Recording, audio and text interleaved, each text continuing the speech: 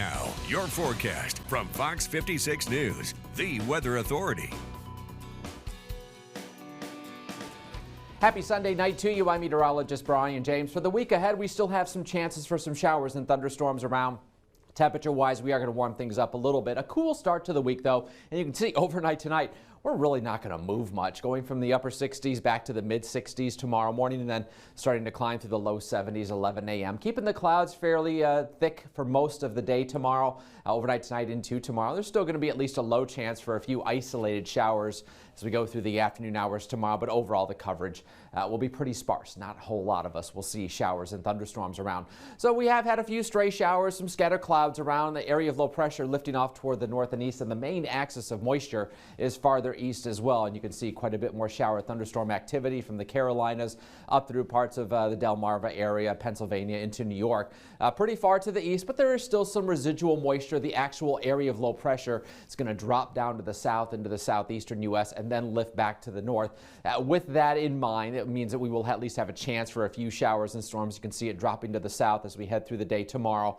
And then it's going to come back to the north slowly Tuesday into Wednesday. And as it does, it might generate a few more showers and storms for us.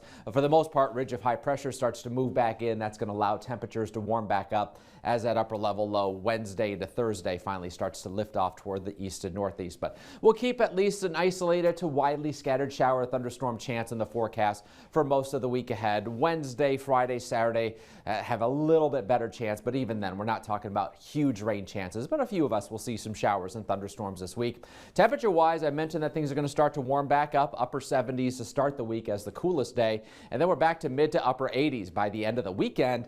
I get a little burst of heat back in here, feeling a little bit more like summer as temperatures climb back into the mid 90s. So Futurecast overnight tonight shows the bulk of the moisture farther off to the north and east. We keep the clouds around and you watch a few blips of green do show up, so there could be a stray shower or two as we go through the afternoon tomorrow. As we go through Tuesday night, Monday night into early Tuesday. Pretty clear to start with. Could be some patchy fog around to start Tuesday morning, and then Tuesday afternoon, generally a partly cloudy sky. Any rain chances should be down toward the southeastern parts of the viewing area, and you can see over the next 7 days, not that great of a chance of rain. The axis of moisture is farther east, so that's where the better rain chances are. Scattered light rainfall totals the farther east and south you are, upwards of a ½ an inch, maybe 3/4 of an inch, and around a 1/10 of an inch, maybe upwards of a 1/4 of an inch around the Lexington area. Overnight tonight, we're back into a mix of mid to upper 60s. A couple isolated showers or storms possible, but most of us will be dry for tonight. And then tomorrow, a stray storm or two. Some areas of fog possible in the morning. Watch out for that. But upper 70s, around 80 with the clouds sticking around for most of the day on Monday. And I don't think we're going to complain about having the cloud cover around. Once it goes away, we start to heat back up.